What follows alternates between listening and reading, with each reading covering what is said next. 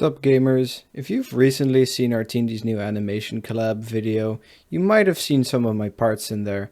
So the gist of this project was pretty simple. Here's your starting frame. See that ball over there? Yeah, make it dodge something. Your beginning frame has to end up exactly where it was at the end. Here's a color palette. Here's your frame rate. Go ham. For this first animation, I knew I wanted the ball to split in two and fight itself. Over here you can see me test many different colors to see what the split should look like. When I animate, I usually don't have a plan or anything, I just kinda go with the flow. So I decided to animate the arc of the first ball and then do the second ball, giving it an eye so it can attack.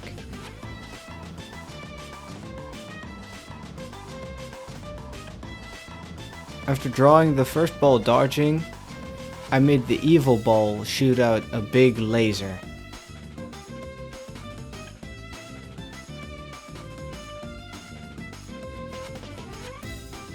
I made it so the laser's color swapped when it got to the other side, and made a big lightning blast at the start, indicating the split. And that's all I did for day 1. Here's my current progress. Picking up on day 2, I decided to clean up and make some more smear frames. And after that I moved on to making the ball attack back, quickly dashing and causing a crack in the ground, which the evil ball had to avoid. Then I made the evil ball retaliate by shooting several different projectiles. After I finished making this part, I finally got an idea of where the animation was going. I wanted to make the main ball attack the floor 3 times before finally killing the evil ball, and thus looping the animation. And there's day 2's progress.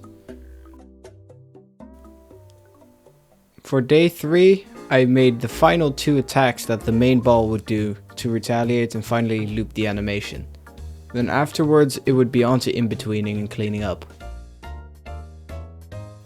The final attack would pierce the evil ball, and then screen wipe everything away, returning to normal, so the animation can be cleanly looped.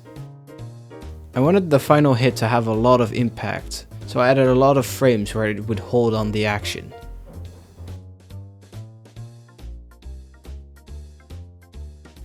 This is the rough draft of the animation. Now it's time to add in-betweens to make the animation smoother, and do some cleanup to fix any final mistakes. Now we're on to the in-betweening, which is pretty much just doubling the frame rate and the amount of frames.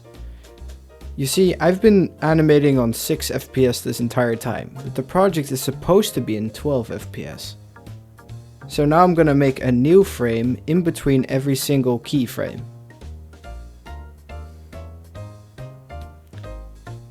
While I'm doing this also allows me to fix some mistakes or clear up some things that may have been unclear at the lower frame rate. I tried to add more impact to as many places as I could. Asking for feedback on Discord was also a big part of this.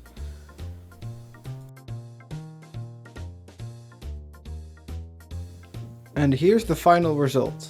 I think it turned out pretty cool. But I kinda wanted to do more, so I made 2 more animations. Unfortunately I don't have the animation progress for these, but I'll quickly go over what it was like to animate them and some quirks about them. Wowie, we're on to the second part of this video where I am in KawaiSprite itself and I'm gonna explain. What the fuck? Alright, so in this section of the video, I'm gonna go over frame by frame because I don't have a time lapse of the process here. So for this animation, I wanted to make something cool. I had this cool face in mind. Hold up, let me pull it up actually. It's gonna be incoherent ramblings.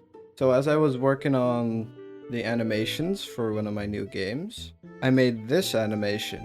So I really wanted to make like a cool expression or something, and then I was like, wait, I can do that for the animation collab. So I decided to make this animation, which is a bullet being fired, and then the ball catches it and eats it, which I thought was funny. So this is a really short one. It's the shortest one I've made. It starts off being static because that's what the project asks of you. Then you have one frame of fired, then it inverts, then instantly onto the first key pose. It hangs on this for 2 frames actually. Makes it feel more impactful. The trill slowly wears off, and you can see his smug little face. Then he balls his fist, swings it around, and throws the bullet up, slowly opening his mouth as it arcs, and then chomp! Eats it. Really snappy transition. And then I wanted to get it back to the starting frame, so he swallows and turns back into the main ball. Yeah, there's not a lot to say about this one, but I really like how snappy it is. Now, this one is more interesting. This one started off as not even being for the collab. I kind of just drew this goofy ass face, and then I decided I would turn it into an animation for the collab. So I don't know if I have any progress on making this, but pretty much what I would do is every frame is hand-drawn instead of what I usually do, which is move it around a little bit. So I'd have one of my frames, you know? Then I'd probably duplicate it, delete the layer, and then turn on the onion skin so I can see the frame before and after it. I could go over and draw the in-between. So I would just trace over. And then, you know, it could be kind of close, but it doesn't have to be 1-to-1. In reality, I spend a little more time on these frames, but I'm just quickly going over it right now. And then after you've finished drawing your new frame, you can see that it creates like a line boiling effect. This one isn't so clean, of course, but you can see this is pretty much what you end up with. And by doing it frame by frame, I could also slowly have slow movements, and it looked really natural. Slowly turning the background dark and moving the ball to a place where I could attack it using the face. Then I made it slowly open its mouth, hold for a bit, then instantly chomp down.